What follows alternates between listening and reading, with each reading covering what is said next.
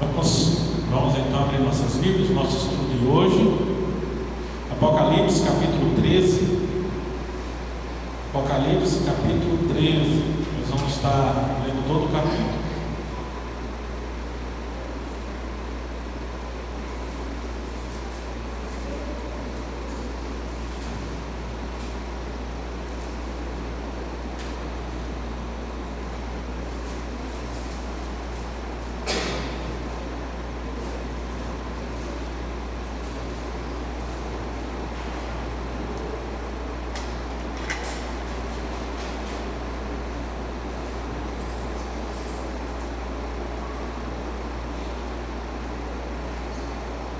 Apocalipse capítulo 13.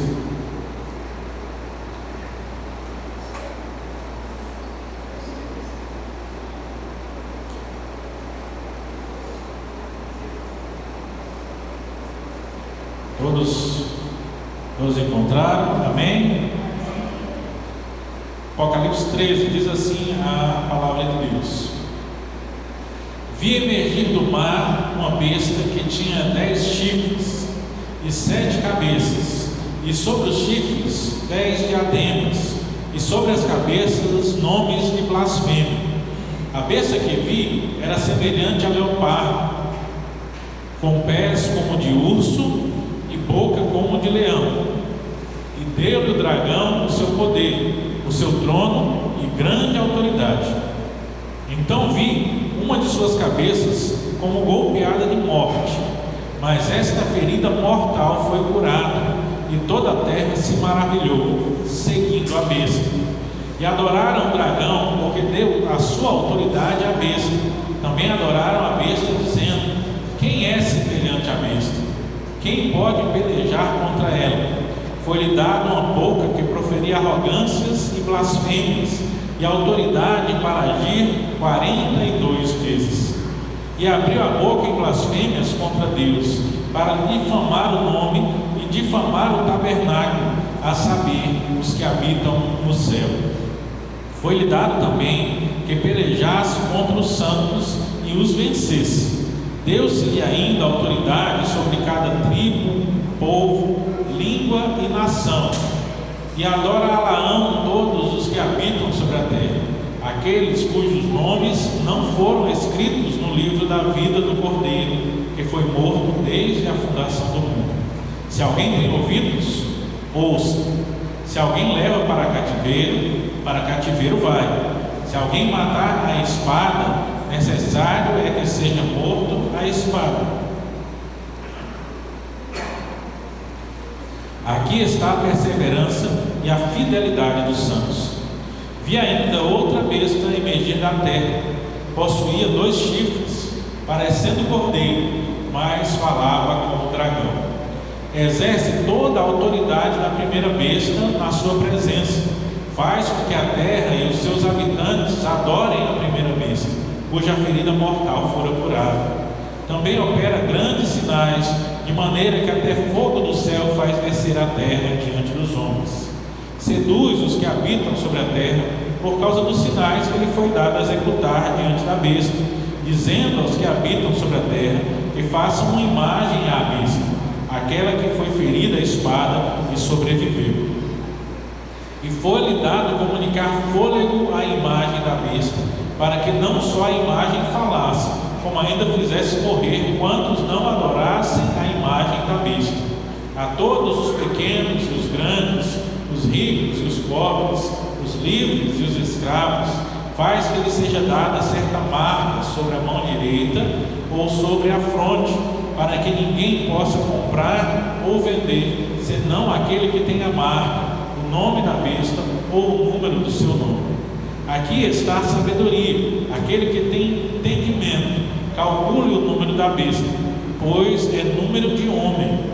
Ora, esse número é 666. Amém? Vamos orar? Senhor Deus e Pai, nós te agradecemos, Senhor, por estarmos reunidos aqui em Teu nome, Pai. Nós te agradecemos, ó Pai, pela Tua palavra lida, pedindo mais uma vez, Senhor, que o Teu Santo Espírito nos ilumine para que possamos compreender a Tua palavra, Pai. Ó Senhor, nos dê entendimento, que o Santo Espírito nos auxilie a entender, guardar e praticar tudo aquilo que o Senhor tem deixado registrado para a instrução da tua igreja. Em nome de Jesus Cristo, seu Filho amado, nós o pedimos e agradecemos. Amém.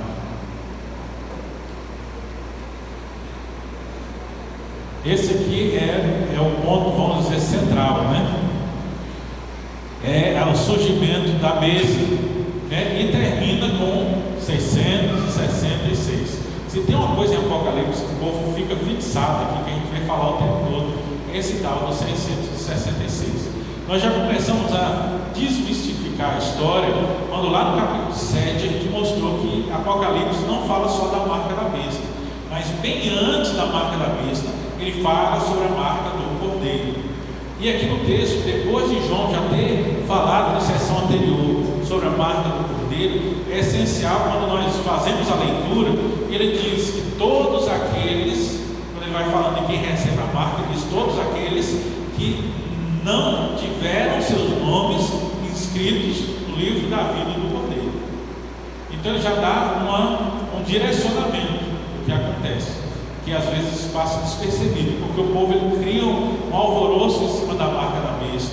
Qualquer coisa que surge, eu acho que foi essa semana passada, que apareceu um negócio, já tinha alguém querendo dizer que era a marca da besta. Se você é crente há algum tempo, você sabe que com o passar do tempo, já foram muitas e muitas vezes que o alvoroço surgiu no meio dos evangélicos, porque alguma coisa foi inventada e eles começaram a dizer que é a marca da besta. E aí que vem um negócio, no meio cristão, esse alvoroço é trabalho do inimigo. Porque quando nós entendemos o que é a marca, entendemos que a gente não recebe essa marca, a gente já tem a marca do Cordeiro, já é uma coisa. Quando a gente entende o que é que significa, soma-se mais ainda. E quando essas marcas que aparecem dizendo ser a marca da besta, eles são só um distrativo, é uma distração para os irmãos, eles ficarem preocupados com isso, mas não se preocuparem com o que é a verdadeira marca. Porque a verdadeira marca não é um sinal, não é uma tatuagem, não é um chip, não é um código de barra, não tem nada a ver com as coisas que estão falando. A verdadeira marca, ela diz respeito a como nós vivemos a nossa vida. E aí, quando alguém está preocupado com o chip que disseram que inventaram, ele está vivendo a marca da besta na sua vida. Por quê? Porque a sua atenção foi desviada para aquilo que era desnecessário. Mas, por partes aqui, a gente tem duas bestas que são mostradas aqui. Eu falei acho, na semana passada, você que está com sua Bíblia aberta, volte seus olhos aí para o último versículo do capítulo 12. Quem é que pode fazer a leitura aí, né? Voz alta para nós.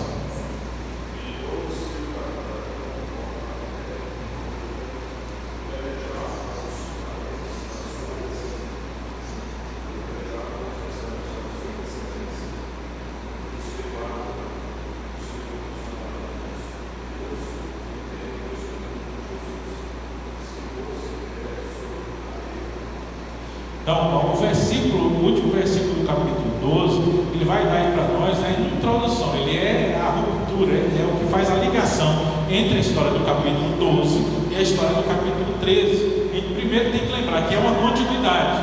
Então a gente precisa lembrar, lá na semana passada, o que nós vimos? O dragão queria batalhar contra a mulher, queria devorar o filho que ia lhe nascer. E aí nós entendemos, né, porque nós vemos no capítulo 13 aqui, quando a gente pega a continuidade, dá para entender melhor. A gente entende que o filho da mulher é o Messias e a mulher representa o Israel, né, a nação, a descendência do Messias. Então o dragão ele quer acabar com essa descendência, ele quer acabar com o Messias, mas ele não consegue nada disso. Quando ele não consegue, e no meio dessa história ele é lançado dos céus para a terra, o que é que ele faz? Ele vai pelejar contra os restantes da descendência. Mas aí como é que ele vai lutar contra a descendência da mulher? Que nós podemos ver que é a igreja já no sentido nosso, do Novo Testamento.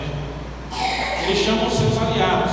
O versículo termina dizendo que ele se põe em pé sobre a areia do mar, quer dizer, na beira do mar. Por quê? Porque o primeiro animal, a primeira besta, ele surge na areia do mar. Né? São duas figuras, dois aliados do dragão. Esses são os dois primeiros aqui que são demonstrados.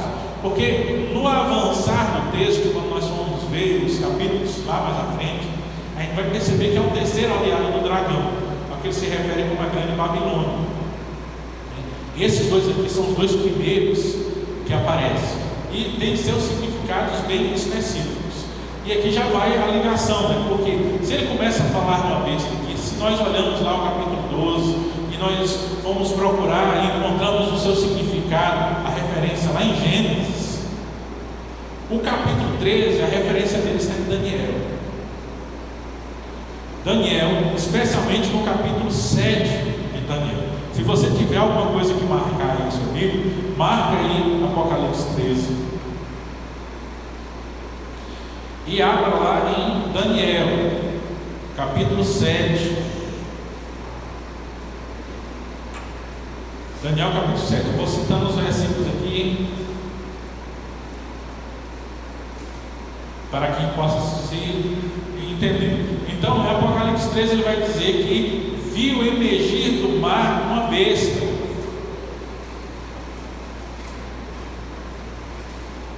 Vamos lá, todo mundo encontrando Daniel. Daniel capítulo 7. Lá no versículo de número 2 do capítulo 7.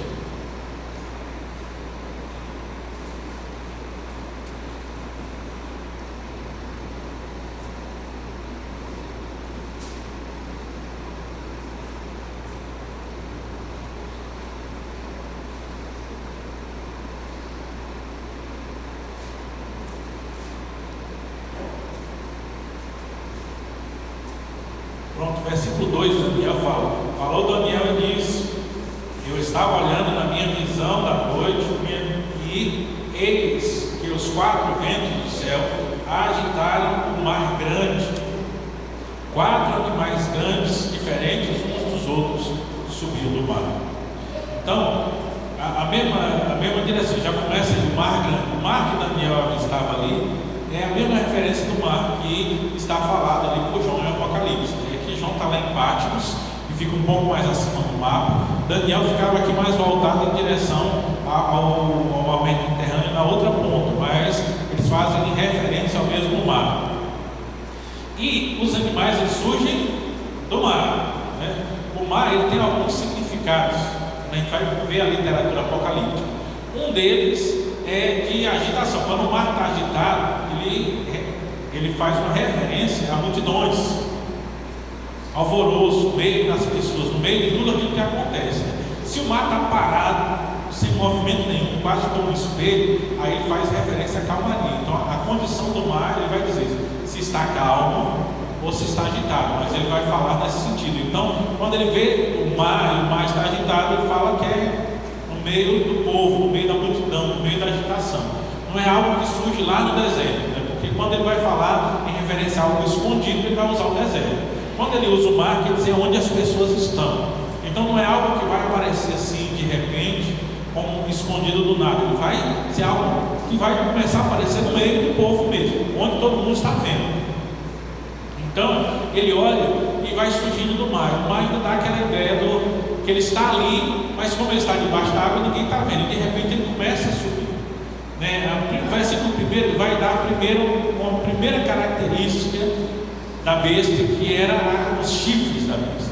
Quando começa a surgir, a primeira coisa que ele vê são os chifres. Ele faz a contagem, são 10 chifres. Nós já vimos esse número 10 em referência à multidão, em referência à força maligna.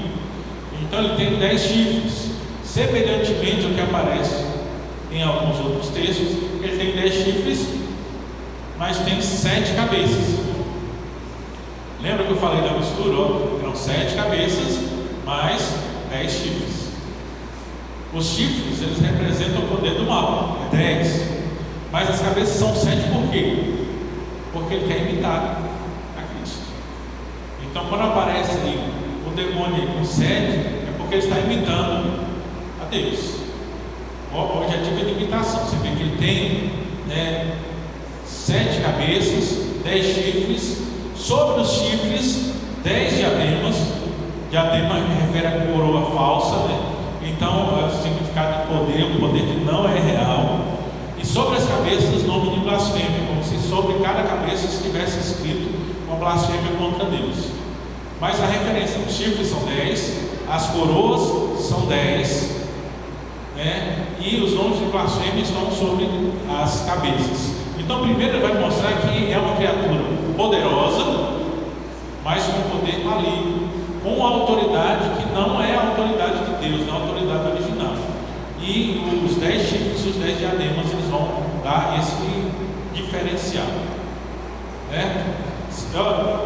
Aqui a gente está falando, esse texto é muito cheio de detalhes. À medida que eu vou avançando, se você tiver alguma dúvida, pode levantar a mão e perguntar, viu? Não deixa para o final, porque você deixa para o final e lá no final você não lembra mais o que a gente estava falando. Então, o significado de poder que surgiu no meio do povo. O versículo 2 diz que a besta era semelhante ao leopardo, com pés como de urso e boca como de leão.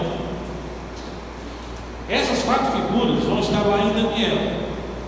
Daniel, capítulo 7, lá no versículo 4, ele vai dizer: o primeiro era como leão, né? O versículo 2 de Apocalipse fala que a boca era de leão,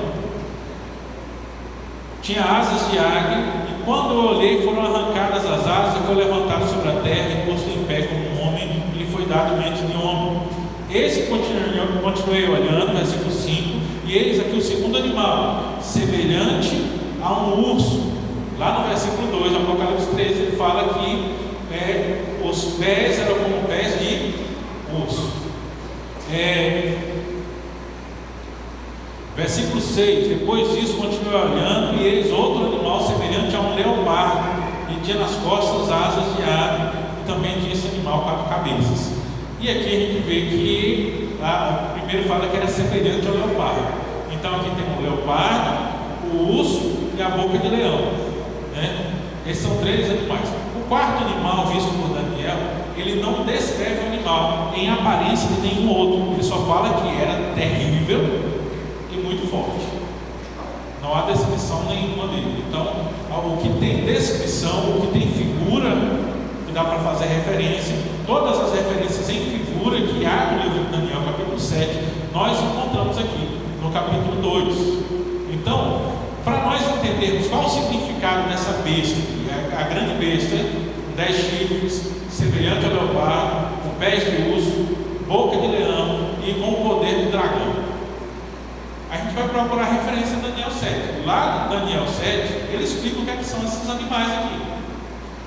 Lá no versículo 17,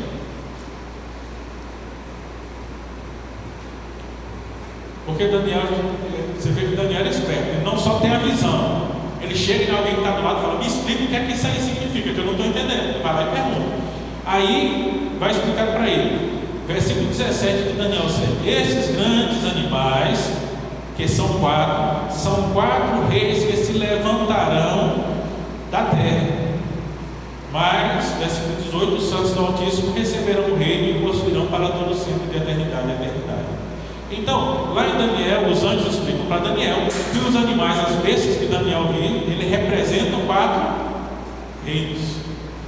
Ali é interessante, em Daniel, ele fala que o primeiro semelhante ao leão tinha asas, mas enquanto ele estava olhando, as asas são arrancadas e ele é colocado de pé como um homem. A maioria dos historiadores vai fazer referência a esses reinos de Daniel. O primeiro reino representado pelo leão lá, o reino de Nabucodonosor, Babilônia.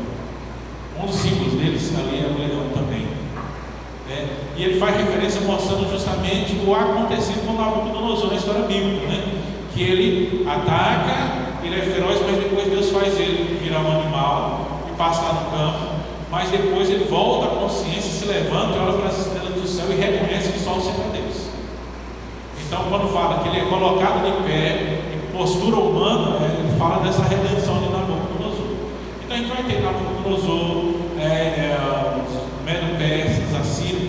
O último animal que o Daniel faz referência, ele faz referência ao Império Romano. Seria o último animal mais terrível de todos. Então, quando surge aqui em Apocalipse, e voltando para Apocalipse 13, esse animal, a besta, ele representa a mesma coisa que representa em Daniel, porque Daniel era conhecido dos ouvintes. Então, o que é que representa a besta? A besta representa o poder desse mundo. Em Daniel eram reinos que governaram tudo aquilo que era conhecido e foram um sucedendo o outro. Então, esses reinos é que afrontavam o povo de Deus. Daniel estava diante de um deles, sob o poder, ele foi levado sob o poder de Nabucodonosor, cativeiro a Babilônia, afastado do seu povo. Então era um dos reis que estavam oprimindo o povo de Israel. Assim, nós pegamos a mesma referência que em Apocalipse, quando João fala da besta, e pega todas as referências dos animais de Daniel. Se lá cada um representava o reino, ele junta todo mundo nesse aqui, ele traz uma figura, um exemplo do reino desse mundo. E aqui a gente tem que fazer uma diferenciação do versículo 2 para o versículo 3. Uma coisa é a besta, isso a gente tem que entender. Outra coisa, no versículo 3, ele fala sobre a cabeça golpeada, que aí já é uma outra situação. Uma coisa é a besta, que é o poder desse mundo, que é o primeiro aliado do dragão para perseguir a igreja. Quem é que perseguiu a igreja lá nos tempos dos primeiros séculos? Era o governo, era Roma. Então, quando ele fala do animal, os seus ouvintes automaticamente iam associar isso aqui com Roma. O leopardo, os pés de urso, boca de leão. Quando ele falasse disso aqui, e isso iria ser naturalmente associado com Roma.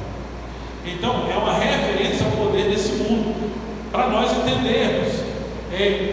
Nesse mundo, um dos aliados do dragão, para que o povo de Deus seja perseguido, para executar a sua perseguição, é justamente o poder desse mundo, o poder do governo, o poder militar, aqueles que detêm o controle sobre as coisas. Eles são constantemente influenciados pelo inimigo para perseguir a igreja.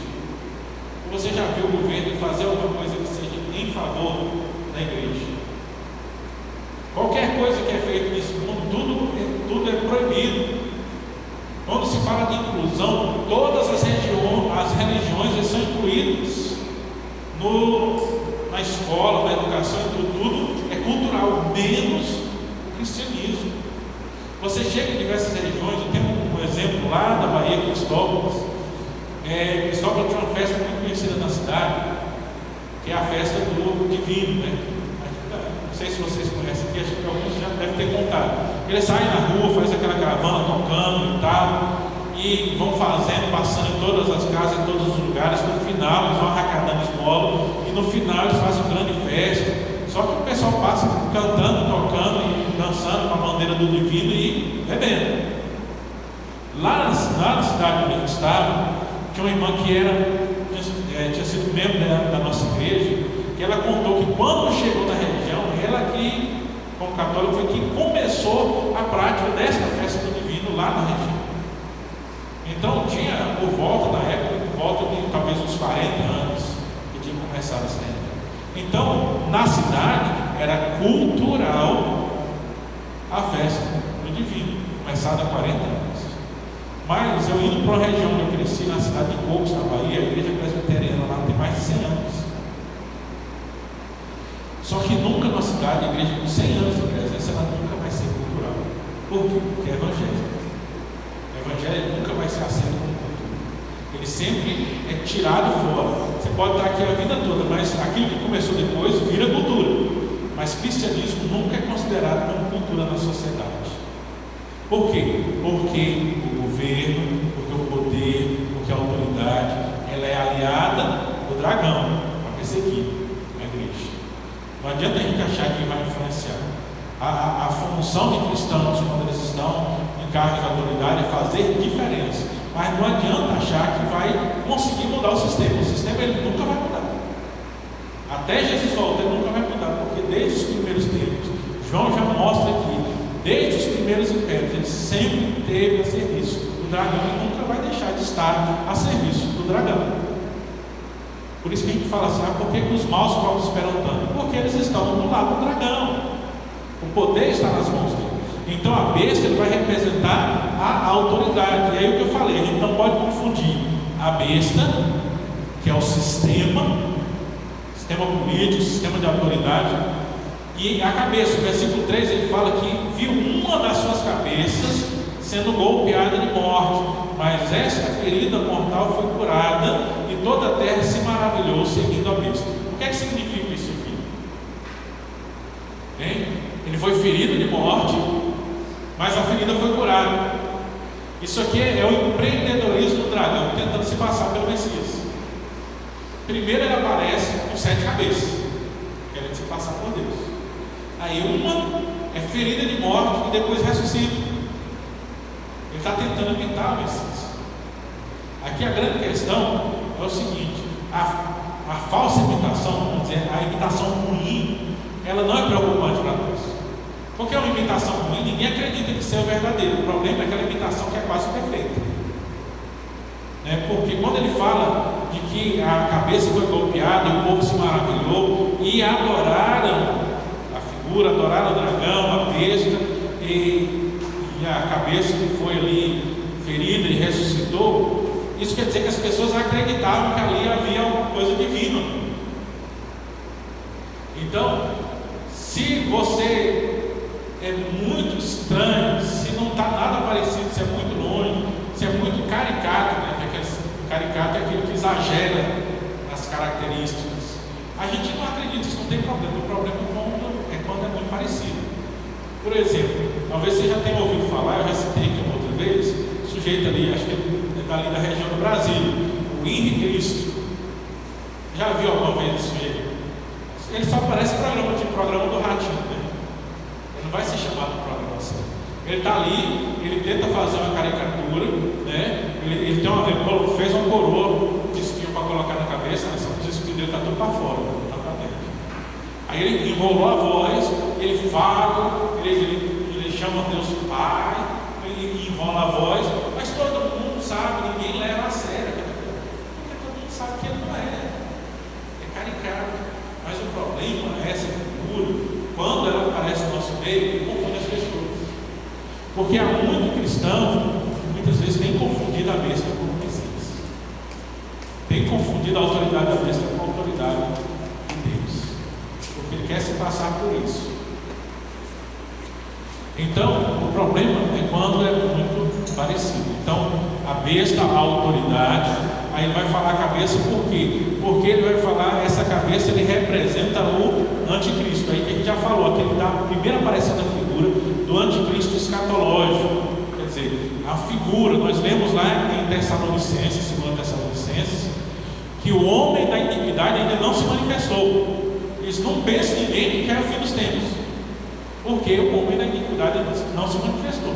Quando ele se manifestar, aí realmente é o fim dos tempos. Então, esse direcionamento que nós fazemos e alinhamos ali com Tessalonicenses, ele vamos mostrar justamente que a besta, como sistema, como autoridade, ela está agindo desde o começo do tempo, desde o começo do mundo, desde a ascensão de Cristo. Os impérios estão perseguindo a igreja, estão oprimindo a igreja. Então não é algo que vai acontecer. A besta, ela já está aí, ela já surgiu no meio do povo, ela já está aí. E quando a gente vê o mar surgir no meio do povo, a gente vê onde é que surge essa besta.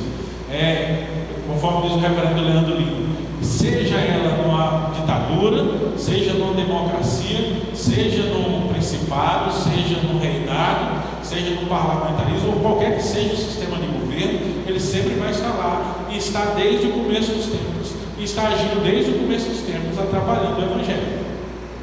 Então a besta está aí sempre, mas a cabeça ferida, o homem da iniquidade, o anticristo, esse vai se manifestar, né?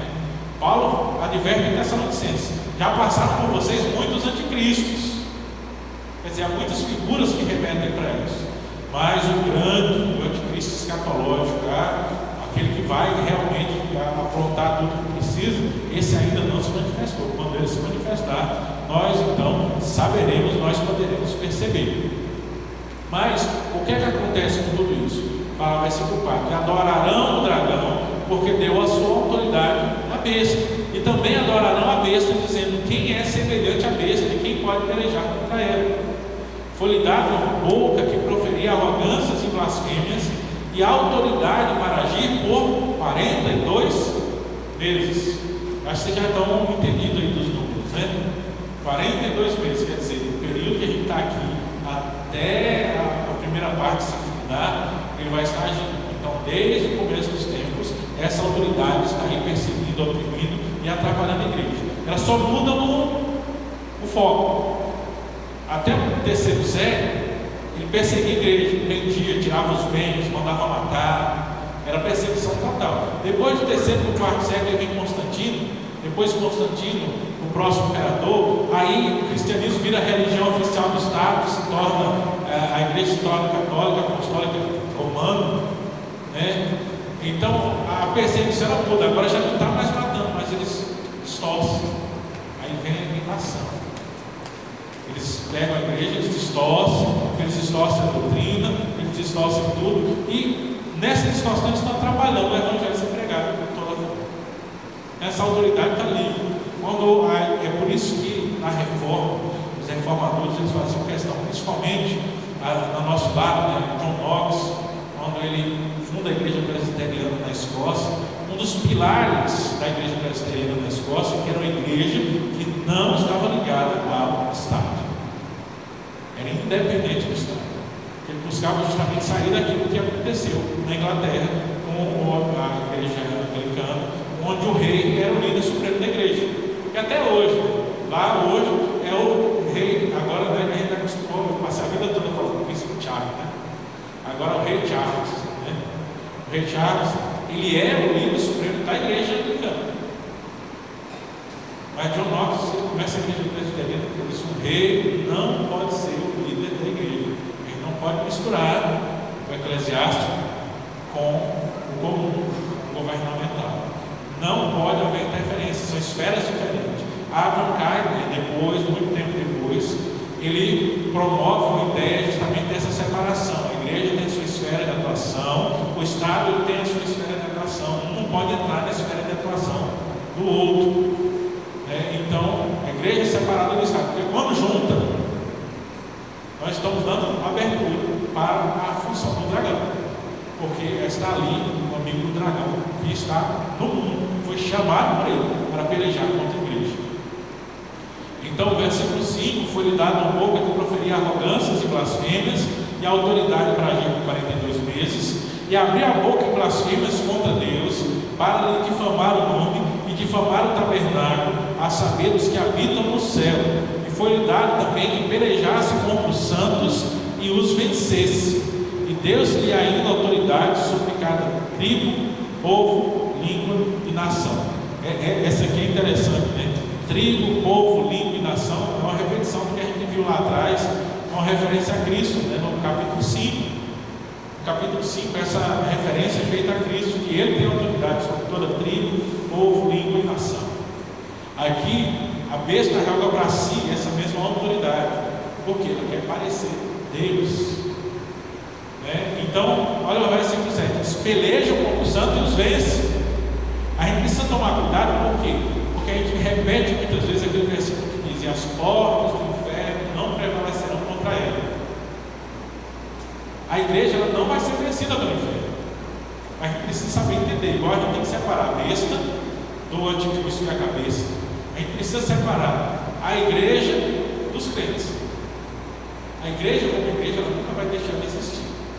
Mas o que é que ele está dizendo aqui? Que a besta vai pelejar e vai vencer os santos. Ou isso não aconteceu na história, quando os cristãos eram presos, eram mortos, perdiam seus bens, eram expulsos. A gente pode encontrar isso aqui até no nosso país. A gente pensar lá em 1600, tem um evento que foi lembrado pela Confissão da Guanabara, da França Antártica, quando vieram alguns protestantes da França, enviados pelo próprio João Calvino, para o Brasil, né? E o que acontece com esses homens? Eles são obrigados a negar sua fé, ou então serem mortos. E foram mortos na Baía da Guanabara. Expulsos, mortos, não conseguiu fugir, foi quem escreveu o livro contando esse relato. Mas foram mortos por quê? Para negar sua fé. Isso é o quê? Isso é a besta ainda agindo até séculos atrás de nós aqui, em 1600 alguma coisa, quando o Brasil foi descoberto. A besta está aí sempre agindo com o poder para tentar acabar com a igreja. E ela vai pelejar e vai vencer. Às vezes alguns são mortos, alguns perdem, alguns têm que fugir. Então, essa língua, essa autoridade, ela vem se espalhando. Por quê? Porque o dragão ele está perseguindo quem? Capítulo 12. Está perseguindo a descendência da mulher. E o primeiro aliado dele para perseguir a descendência da mulher é justamente a autoridade, o poder civil, o poder do rei, dos governos. Versículo de número 8. Adorarão todos os que habitam sobre a terra, aqueles cujo nome não foram escritos no livro da vida do Cordeiro, que foi morto desde a fundação do mundo. Então quer dizer que todo mundo vai adorar a besta. Lá no centro de Roma, isso aqui era uma referência muito grande, por quê? Porque já no tempo que João escreve, a gente viu quando meditou nas cartas, nas 7 cartas, uma das coisas que mais acontecia com a igreja era justamente a obrigação que se tinha de adorar o imperador.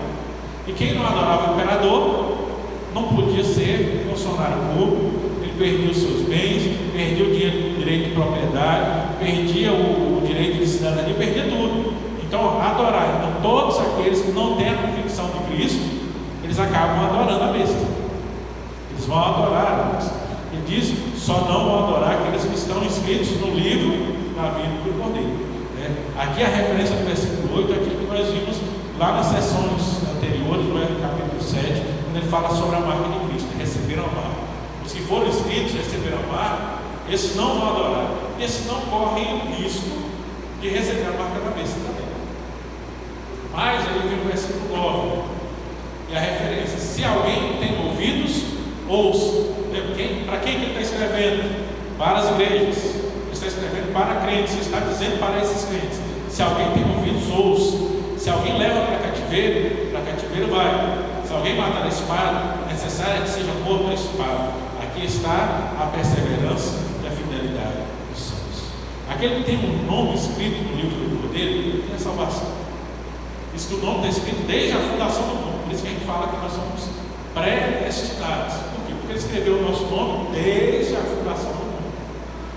Mas o fato de nós sermos escolhidos desde a fundação do mundo não quer dizer que a gente não tenha que também dar provas na nossa vida de que nós fazemos parte disso.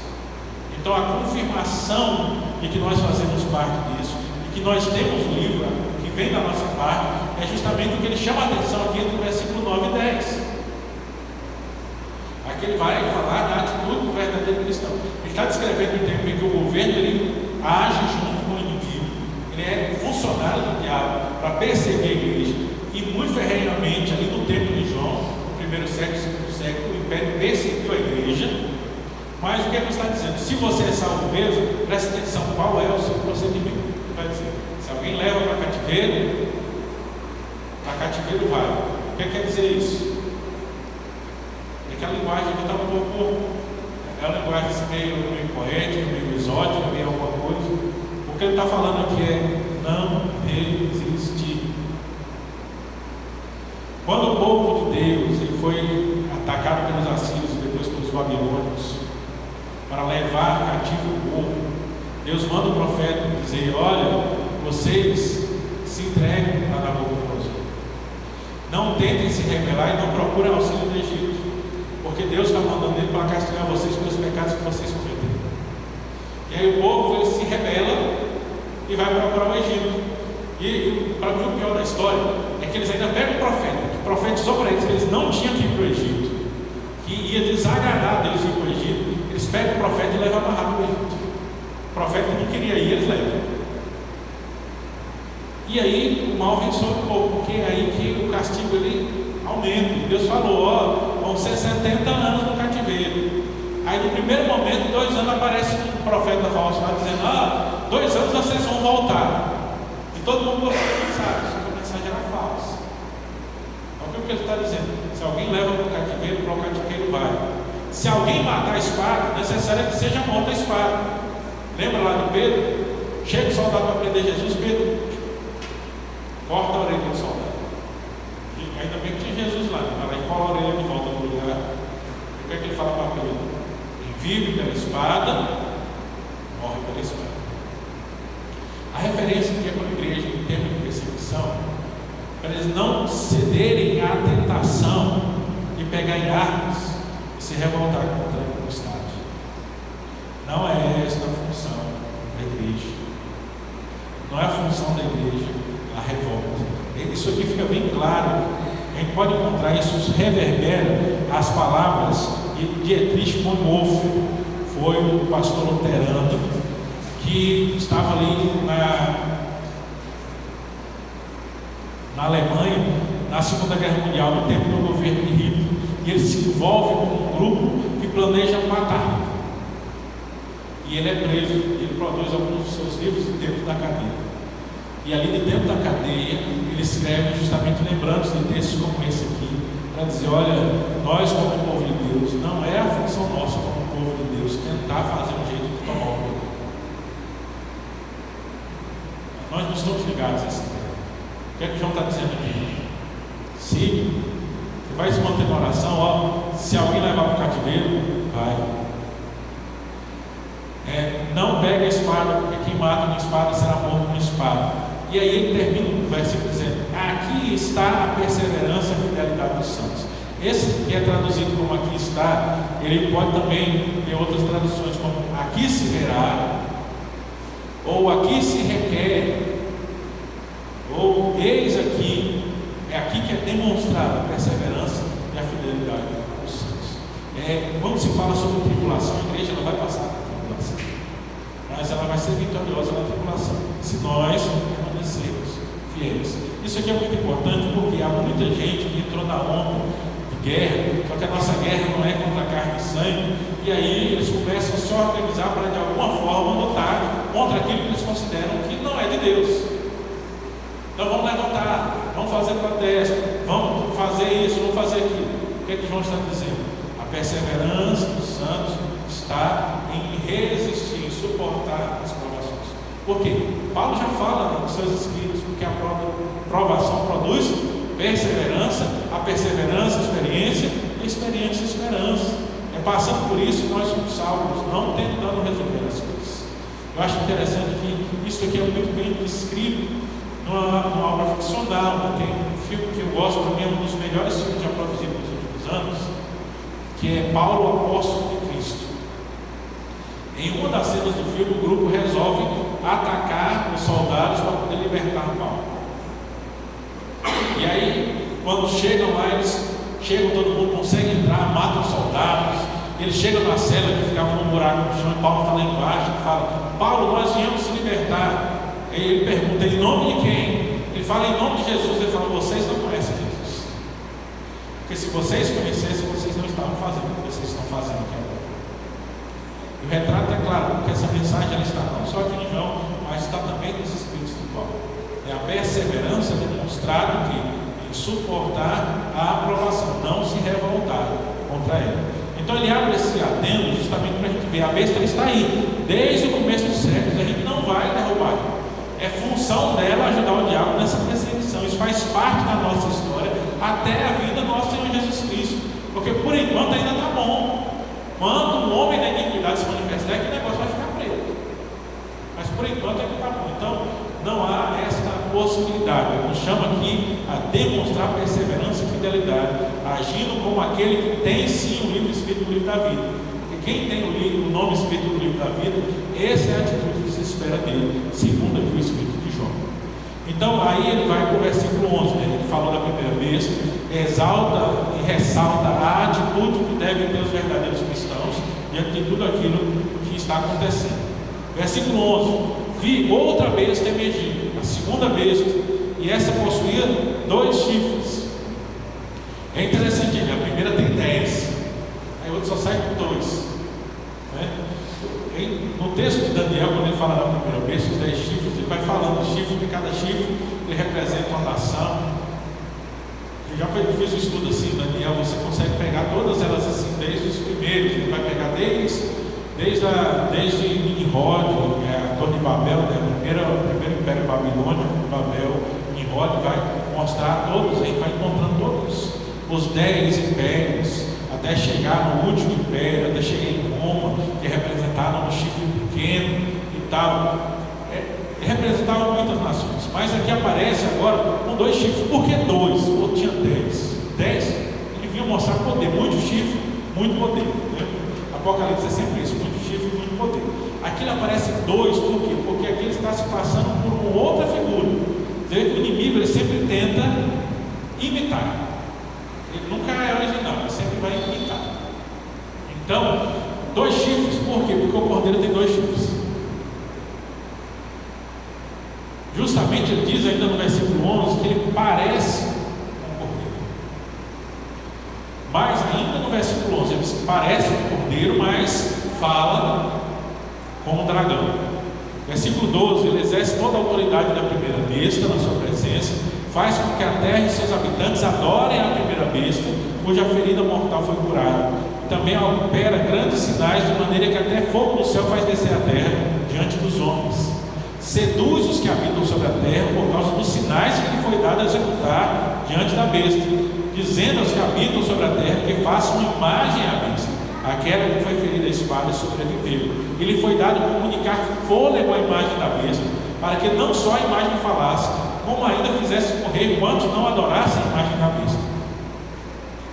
Então, ele aparece, e aí a segunda figura. Quem é essa figura? Ele parece um cordeiro, mas fala como dragão. Se o primeiro ele representa o poder deste mundo, o poder temporal, esse segundo aqui vai representar a falsa religião. Ele parece um cordeiro, mas fala como dragão. E aí, já na descrição, ele dá a primeira forma de nós identificarmos a falsa religião. Porque a falsa religião não é só aquele muito falso, que a gente falou, né? Aquele que não parece nada. Então a gente acha que falsa religião é só aquelas seitas que não tem nada a ver, você vê um negócio tão estranho que você já percebe, mas isso aqui não pode ser real. A gente sabe que tem algumas pessoas no desespero que caem, né? Mas você sabe, você vê que não é real. Então a falsa religião não é esse, o perigo não é esse. Porque essa todo mundo está vendo, mas o perigo é aquela que parece cordeiro. Mas tem que estar atento, porque a sua fala ela vai demonstrar. Porque a palavra de Deus diz que não pode de uma fonte ruim brotar água doce. Então ela está ali, mas a fala ela demonstra, né? A gente pode perceber isso no próprio evangelicalismo brasileiro, quando no meio dos cristãos há algumas falas que não são falas de cristão. A gente já passou por esse período na música, né? Aquelas músicas de vingança santa. A pessoa está ali falando de Deus, mas vai vingar, vai acabar com os inimigos, eles vão ver. A gente tem várias dessas aí. Para mim, a mais famosa, só que já ficou um pouco antiga, era Sabor de Mel. Né? Eles vão ver quando o negócio vem. Então, é uma fala que aí já vê. O discurso não é um discurso cristão. Não tem um discurso de perdão, sempre um discurso de vingança. E assim nós temos muitos pregadores assim, o sujeito está lá, ele prega, todo mundo fica maravilhado, mas quando ele fala, você vê que tem alguma coisa errada. A gente pega aqueles que estão criando, o sujeito está lá falando manso e tal, daqui a pouco ele solta a heresia. Parece cordeiro, mas aí depois fala que a gente é mais importante para Deus do que Jesus Cristo. Isso é falar de dragão. Então a gente precisa estar atento, a gente vai conseguir perceber. O grande problema é que a gente não tem exercitado aquele dom, que é um dom muito importante, mas o pessoal hoje que fala dos dons espirituais, não lembra deles, tem o dom de discernimento de espíritos, para saber se é de Deus ou não é de Deus. Essa semana eu estava vendo, mandei para algumas pessoas, que eu lembrei na hora, uma entrevista, uma mulher falando, que era médium. Ela contando que foi criada dentro de uma igreja, que se diz evangélica, e ela diz que exercia a mediunidade dela dentro da igreja. Só que dentro da igreja o pessoal dizia que era a revelação do Espírito Santo. Ela estava lá como médium e depois saiu dali e foi para os terreiros mesmo do negócio, mas ela conta que ficou ali. De onde é que vinha o poder para fazer essas coisas? Vinha do inimigo. A descrição que é feita aqui da besta é que eles sempre querem parecer com Deus. E eles têm poder. Isso aqui é que muita gente tem se esquecido dos nossos tempos. Há muita gente por aí dizendo assim de Deus. Eu pensava, mas eu vi milagre. Mas o diabo faz milagre também. No versículo 12, o que é que ele diz?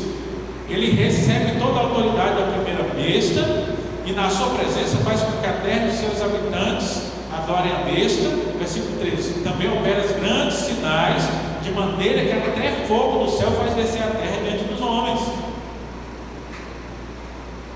Então, ele tem poder. O inimigo também faz obra do engano para tentar convencer. Só que a gente precisa observar: a fala é do cordeiro ou a fala é do dragão? A gente tem que prestar atenção. Eu costumo citar isso muito na música. A gente pensa, olha que música linda, vamos cantar na igreja. Olha, eu falo, olha a letra. Você viu a música? Essa música parece interessante. Não fica ouvindo ela, não. Porque porque a melodia engana, né? Esse dia eu passei com o pessoal do louvor, do vídeo do cantor de uma banda de pagode, o pessoal chama Xande de alguma coisa, e ele contando uma música que eles têm, que a música é uma carta suicida. E ele mostra a parte, disse que o que ele ficava mais admirado é que ele estava cantando lá, que está um texto que fala assim: eu vou embora agora, eu vou desse planeta, não sei o que, eu no rabo no momento. E o cara está falando que vai sair da existência, vai se suicidar, vai sair da existência. E ele diz que quando ele está cantando, o povo está lá gritando e batendo no peito: eu vou.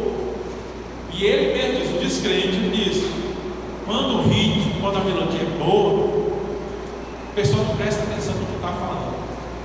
E às vezes a gente vai nessa, a música vem, a música é boa, a melodia envolve, a gente não presta no que está falando, mas quando a gente presta atenção, a gente consegue perceber se a fala é do cordeiro ou se a fala é do dragão, porque a falsa religião está aí, o falso profeta está aí, ele vai surgir, ele mostra que vai ser o aliado do dragão e vai convencer as pessoas. O inimigo não vai convencer as pessoas a abandonar a religião, ele vai convencer elas a sair do cristianismo para entrar na falsa religião.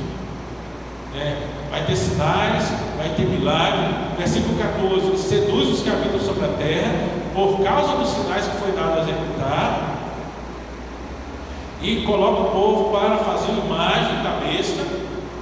Ele comunica fôlego à imagem, não só para que a imagem falasse, mas para que morresse quem não adorasse a imagem. Então todo o poder está aí.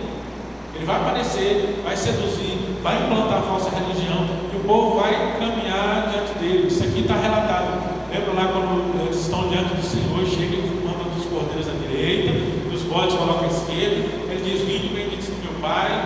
Aí quando vai chegar para o outro: apartai-vos de mim, maldito, porque não vos conheço. E é o que é que aqueles malditos eles dizem para Deus: mas Senhor, em teu nome nós pregamos, em teu nome nós fizemos milagres, em teu nome nós expulsamos demônio.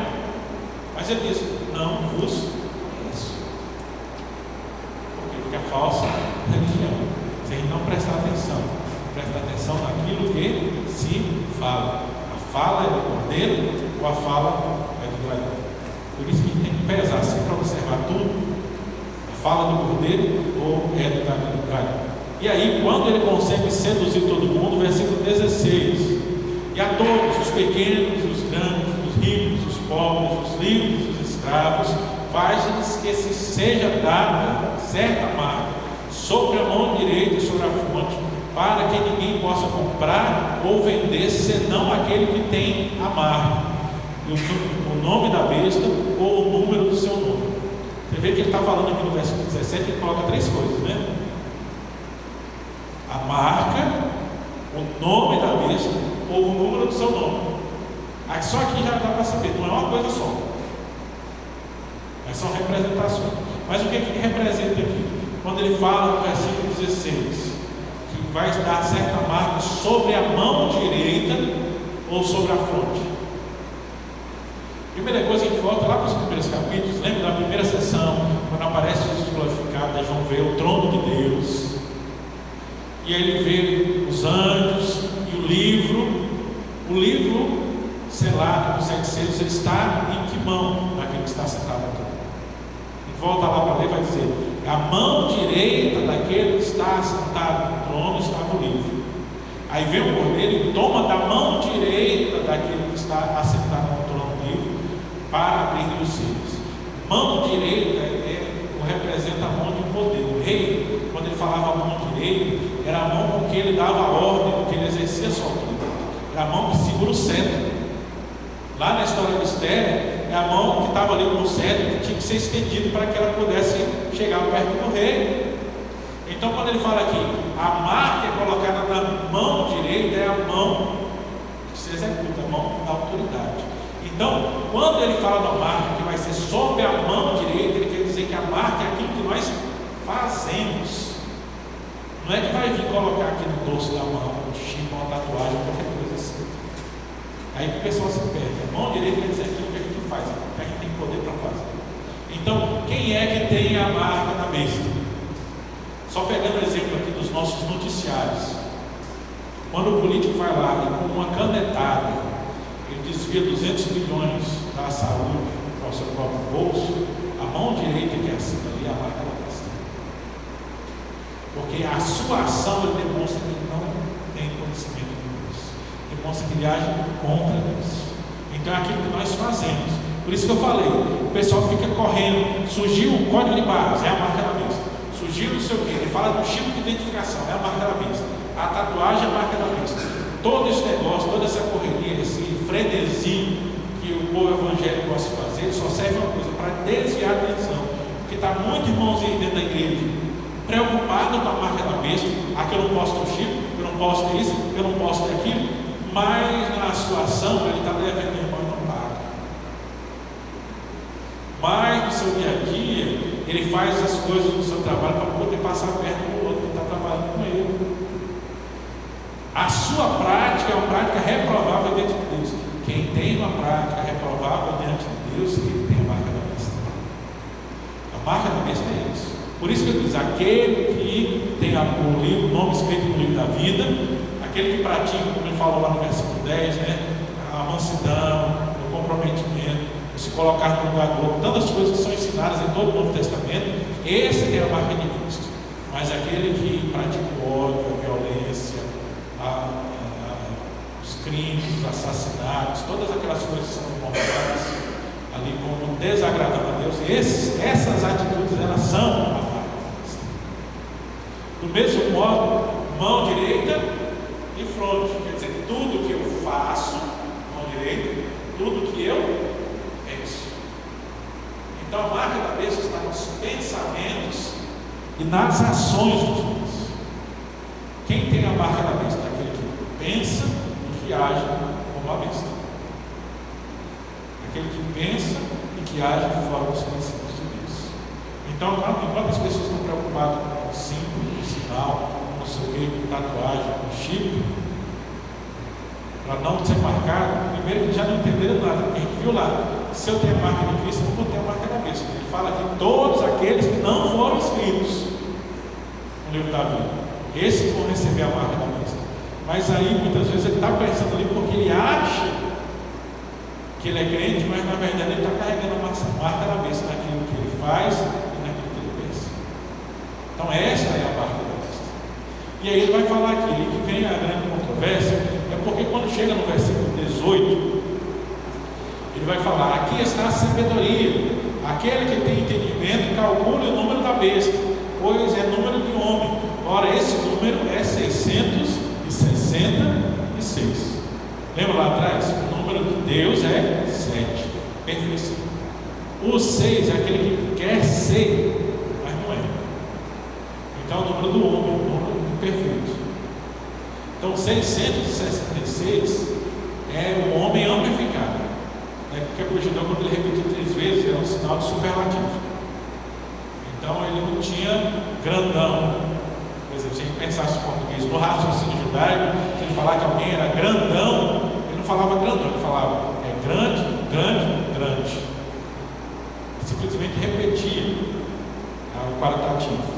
Então 666 tem esse poder. Mas aqui ele fala, se alguém tem, calcule. A referência aqui é a alguém, João já dá um sinal sobre uma referência a alguém que já estava ali no tempo deles. Então, mas aí o que acontece? A referência ela se perdeu para o autor específico aqui, aquele que carregava a marca da besta, que não é a besta, mas a pessoa demonstrava que ela carregava a marca da besta. Um dos mais discutidos é Nero, só que Nero já tinha morrido nessa época, mas havia na época de João um imperador chamado Domiciano, que o pessoal dizia que ele era Nero ressuscitado, tamanha a maldade dele. E aí, por exemplo, alguns pegam aqui e encontram o número da besta no nome de Nero, né? Nero César. Só que era assim, pegava o nome Nero César, em grego, transliterava para o hebraico, e aí pegava as letras hebraicas, né, que a letra representa o número, e somava todas as letras, aí chegava ao número 666. Certo? É aquele negócio, tipo assim, se fosse o nosso alfabeto, o A é 1, o B é 2, o C é 3, e assim vai, cada um representando o número. Para o hebraico é mais fácil, o hebraico só tem 12 letras, né? Então era de 1 a 12. E depois eles se repetiam. Então eles iam somando as letras e faziam isso.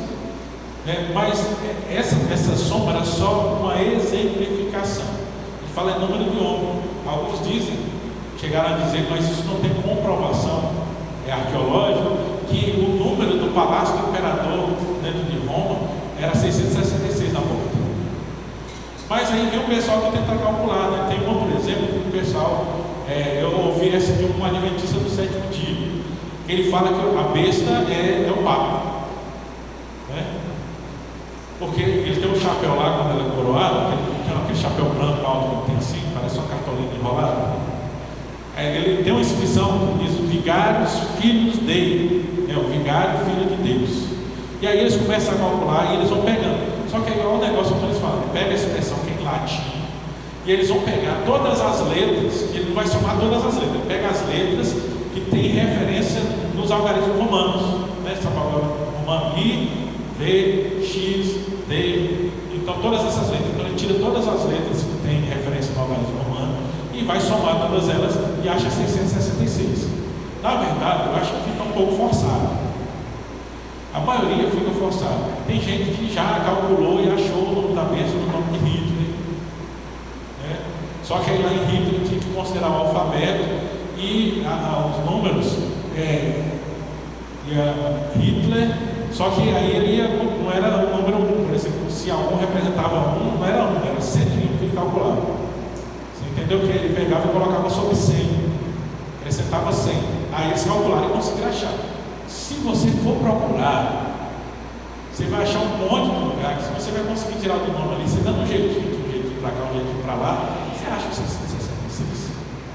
A questão aqui é que isso não é muito importante. A representação dos seis é um número que esquece parecer com Deus. Por quê? Porque já teve a marca do cordeiro. Agora o diabo devia ter a marca dele. Ele vai dizer, não, eu também tenho a minha marca. Só que a marca do cordeiro vai ser o quê? É o 7. Tem que pensar lá, todo mundo recebeu 777. Aí aqui ele coloca a marca 666. O pessoal achar que é divino alguma coisa, mas na verdade as pessoas estão seguindo o inimigo, o diabo. Então ele representa o homem, é uma marca humana, quer dizer que é uma marca que vai estar no homem para representar o homem, e o homem contra Deus vai carregar essa marca. Então por isso que é 3 vezes 666. É do homem pelo homem para o homem. Por isso é 666. Então a gente tem que parar de ficar procurando, né? Porque às vezes tem gente que vai lá, né, vai chegar no lugar do endereço da casa. Vou comprar uma casa, é 666 o nome da casa. Não, essa casa eu não quero. Essa casa é amaldiçoada. O negócio não é o número, é o que o número representa. Então quer dizer que é bom. Se a gente for olhar todas as ações que falaram da marca aí de nome, que são contra Deus, elas são de nós, por nós, para nós. O homem que pega contra Deus, ele pega porque está procurando satisfazer a sua própria vontade. Então é humano. Até o ditado popular ela ajuda nisso. Ele fala: o errar é do homem, o acertar é divino. Então, se o errar é do homem, os nossos erros são a marca da besta que está rodando no mundo. Porque o erro é procedente do mundo. Então, não se preocupe com a marca, não se preocupe com o número. Aqui é o que ele representa. Ali eu vi uma referência que provavelmente dirigia a marca da besta, essas ações, ao imperador romano, no sentido que ele perseguia, humilhava a igreja e matava os cristãos. Então isso é o ápice do comportamento de alguém que serve a besta. Por isso ele é representado aqui. Então o que é que nós vimos?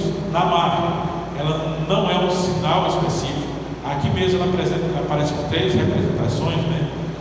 O nome, o número ou a figura da besta, ou o selo da besta, vai ter representações. Então não é uma coisa só, ele pode estar representado em vários lugares, mas a representação primeira das pessoas que carregam a marca é naquilo que fazem e naquilo que pensam. Se o nosso pensamento não for por Deus e para Deus, se as nossas atitudes não forem voltadas para o Senhor, nós podemos estar correndo risco.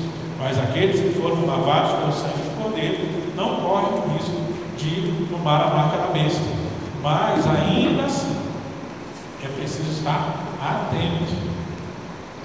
Porque a gente só não prova Cristo se a gente é fiel e permanece fiel até o fim. Então, qual a nossa atitude diante da besta, diante do falso profeta, diante da autoridade que se levantam como amigos do dragão? A nossa atitude tem que ser a de entender e perseverar no Senhor diante de todas essas dificuldades. Mas se a gente for olhar tudo aquilo que foi falado, a igreja está basicamente, o sinal principal, e aquilo que nós podemos principalmente reagir, é sermos conscientes de encontrar o que é falso, o que é verdadeiro, e religião cristã. Deus nos deixou aqui justamente para montar o caminho verdadeiro. E ninguém mais do que o cristão tem a capacidade de discernir o verdadeiro e o falso em matéria de religião, se nós nos esforçarmos para isso. Eu vejo que há muita gente que tem perdido essa capacidade porque estão com preguiça de pensar, de estudar a palavra e de entender o reino de Deus. Amém? Tem alguma pergunta?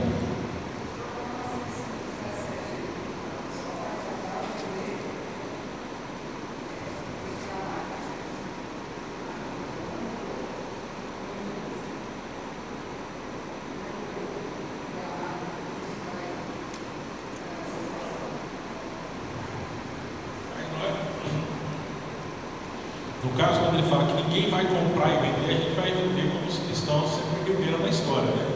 Na sua escondido buscando. Porque se você olhar, isso já é uma realidade no tempo das igrejas do Império Romano. Então, aquele que não adorava o imperador, ele perdia tudo que tinha. Ele não podia comprar nem vender, ele perdia até o direito da sua própria vida. Ele virava escravo, então era morto. Então é nesse sentido que ele está falando. Assim, se a gente olhar, para nós hoje como cristãos, é muito mais difícil viver como cristão do que o não cristão. O não cristão ele sempre dá um jeito, ele sempre faz alguma coisa, desrespeito, ele ganha vantagem com isso. A gente tenta fazer certo, o sistema é feito para a gente se dar mal. Não é verdade? Então a gente já tem um efeito na nossa vida cristã, ele já vem sofrendo esse efeito. E é um efeito que ele está falando, não é algo que vai acontecer lá na frente, não. Lembra lá que ele falou? E ele vai agir por 42 meses. Quer dizer, é algo que a gente já está sofrendo desde o começo dos tempos, isso já vem acontecendo todo o tempo. Na época da reforma, o pessoal teve que se mudar, o pessoal saiu da Inglaterra para os Estados Unidos, fugindo da perseguição religiosa. Por quê? Eles não podiam viver com o prato dele. Então, eles não tinham como viver a sociedade. Então, buscavam um lugar diferente. As perseguições como os cristãos, por exemplo, em países como a China, onde é proibido. Lá na China tem as igrejas que podem estar lá, são igrejas do Estado, porque tudo que vai para a igreja tem que mandar para o Estado dizer se pode ou se não pode. E a falsa religião está lá.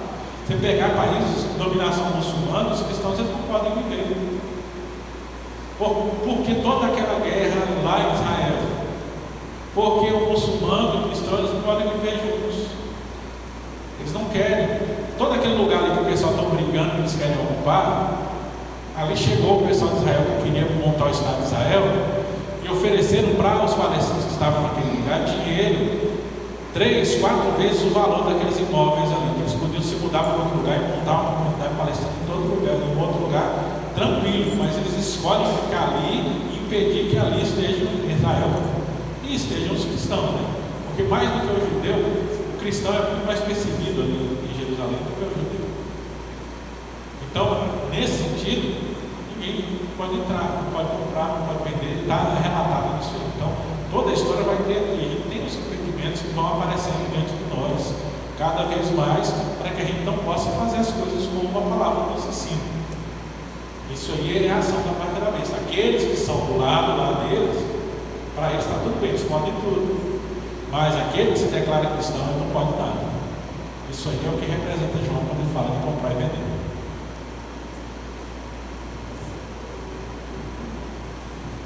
Mais alguma pergunta?